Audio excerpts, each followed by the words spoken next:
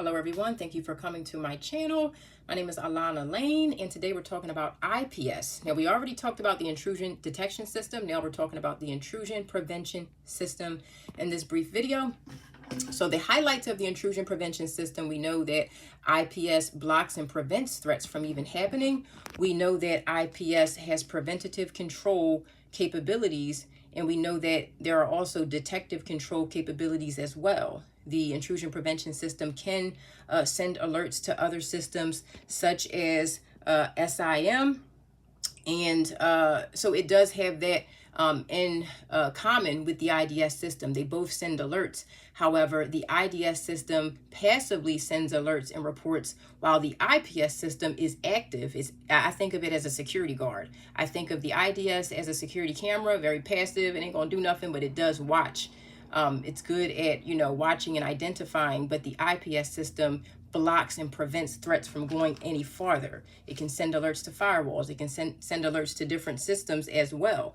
So it's good to make a graph of the different acronyms and write down, what the other systems, what systems have something in common versus just what they just can't do at all. For example, we know that IPS does have quarantine capabilities when it comes to network traffic, but it just does not quarantine files at all. We know that IDS does not contain or quarantine at all, but it's good to know that the IPS system does have quarantine capabilities somewhat when it comes to network traffic. And for example, there are systems that have quarantine capabilities built in, such as the IBM IPS system. So it's good to be familiar with the different functionalities of different systems, what they can and cannot do.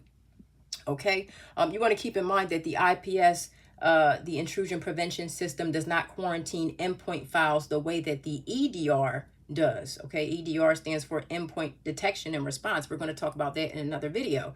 So yeah, it's good to know that it does have some quarantine capabilities, but it don't quarantine endpoints the way the EDR does. Okay, now that will be on the CompTIA Security Plus exam.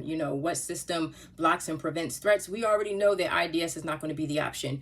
What system is capable of containing and quarantining endpoints? If we have the option to choose between IPS and EDR, we're not going to choose IPS because we know EDR, has the strongest functionality and capabilities when it comes to endpoint detection and response. Okay, but IPS does have some quarantine capability, but not for files and not so good for endpoints. Okay, that is when EDR will come into effect.